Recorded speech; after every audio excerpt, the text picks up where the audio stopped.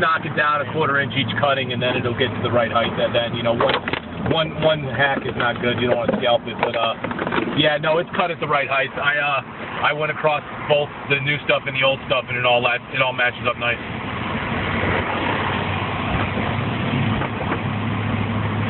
Yeah, I believe it because it's a shorter growing, more, you know, it's a creeping grass rather than an upright.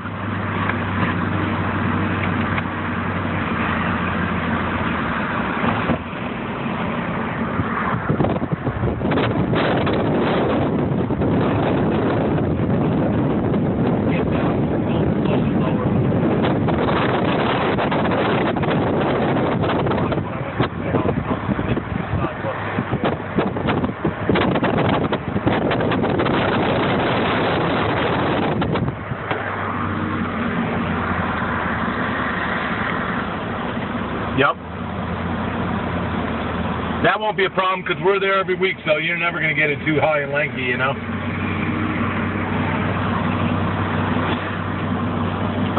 Nope, not where you're at. It's rained in Sarasota, but it hasn't rained anywhere on the Key. I'm going by the main beach now, and it looks like in an hour or two we're going to get some storms coming off the Gulf, though. They're out there. Yeah, I noticed. It was wet, you know. When I was on it today, you could tell it was either irrigated or because it had good moisture on it. So, yeah, I think you're gonna have good luck with this batch. The sod that went in was a hell of a lot better than the other guy's stuff too. Yeah, it just all depends on where they cut it from. You know, certain times of year, the sod's not as, you know, they could be cutting it from a older field where it's a lot thicker. That stuff that came in was pretty thick. Where the Yeah, I mean, like, yeah, this batch was good. The other batch I thought was kind of thin and sparse when it went down, you know? And then all the rain, and then, yeah, I mean, it was cloudy for 2 weeks and never really got a good dry out. You know, that's the main thing with that is make sure you let it dry out in between waterings. I would say for you to just water it every other day for like maybe, you know, 10, 15 minutes a zone. I don't think it needs much more than that this time of year. I would say for those rotor zones, because you got plenty of heads in there. I've seen them. I mean, it all covers real good. So, you know, 30 minutes tops. You know, maybe.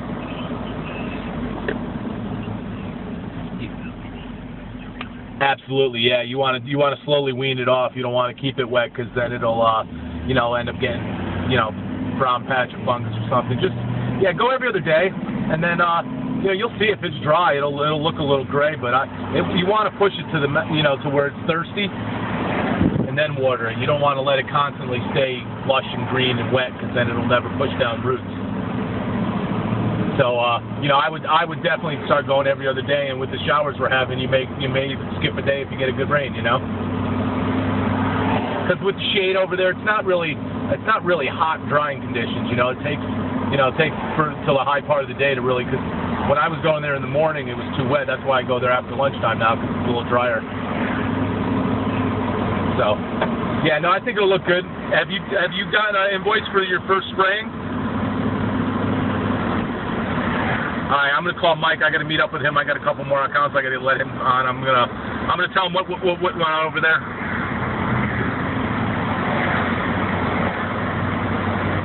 Yep.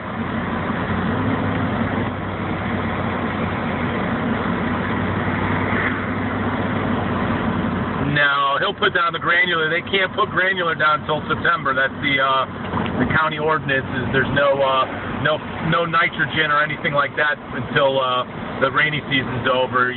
Right now, he's probably just spraying a little bit of iron, liquid iron, which is the same. That'll green it up. And he's putting down insecticide and fungicide with each application. So, no, I wouldn't, because by the time you get the spreader and you buy the bag of fertilizer, it's going to end up costing you the same over the long run. I found that out myself.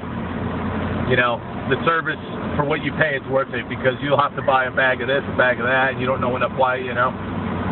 His lawns, all the lawns that I have that he does are all solid and they look good. So he stays on top of it. Even if he goes out and doesn't spray anything, they're still doing spot inspections. I know that.